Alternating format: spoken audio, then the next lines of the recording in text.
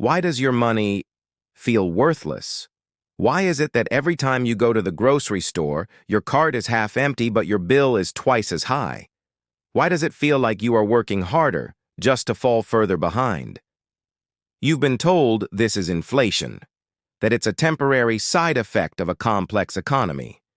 But what if it isn't? What if it's not an accident, but a design? What if the entire system, the very money in your bank account, is not a tool for building wealth, but is, in fact, a carefully constructed money trap? The system isn't just broken, it was built to be this way.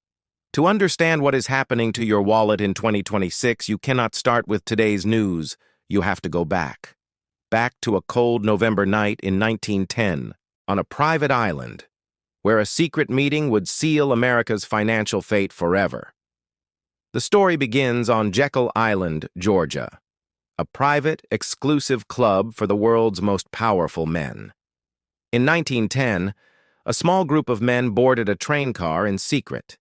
They were so secretive, they used only their first names to avoid being identified by the train staff.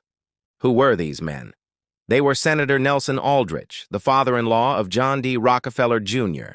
There was Paul Warburg, a partner at Kuhn, Loeb & Co., and there were representatives from the empires of JpMorgan and Rockefeller.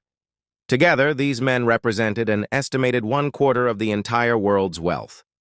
Their official purpose was to draft a new banking bill to prevent financial panics, like the one that had crippled the nation in 1907.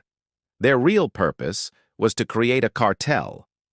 For 9 days, they hammered out a plan for a new central bank for the United States.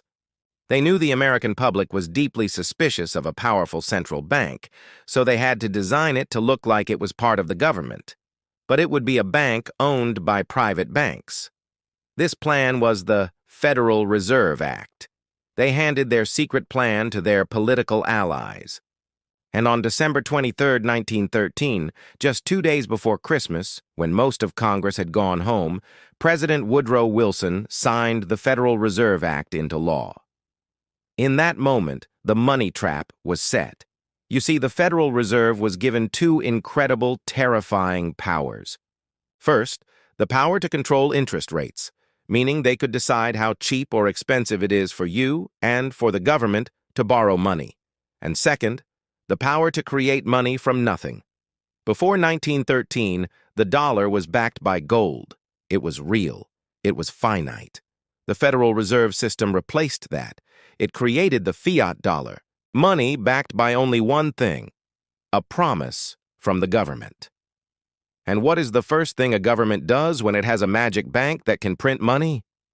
It goes to war.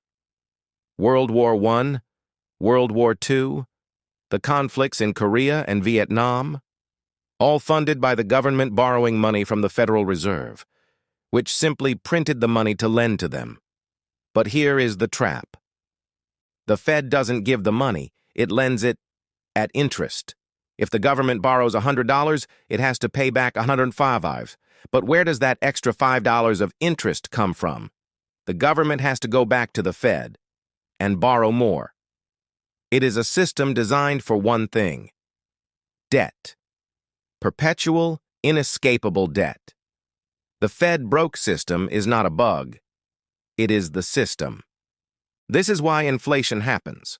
When the government needed to stimulate the economy in 2008 and again in 2020, what did it do?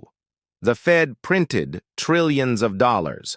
When you flood the world with trillions of new dollars, the dollars already in your pocket become worthless. That is not inflation. That is a hidden tax. It is a transfer of wealth from your savings account to the banks. This is why we have booms and busts. The Fed causes them. It drops interest rates to zero, creating a massive bubble, like the 2008 housing bubble or the 2025 AI bubble. Then, to fight inflation that it created, it raises interest rates faster than ever, and the bubble pops. And who gets bailed out? The very banks that own the system. The 1913 meeting on Jekyll Island didn't prevent panics. It centralized them, it privatized the profits, and it socialized the losses. It is the single greatest money trap ever designed. The system isn't broken. It's working exactly as intended. And we are the ones trapped inside it. To understand the next stage of this plan, the digital trap they are setting right now, subscribe for our next report.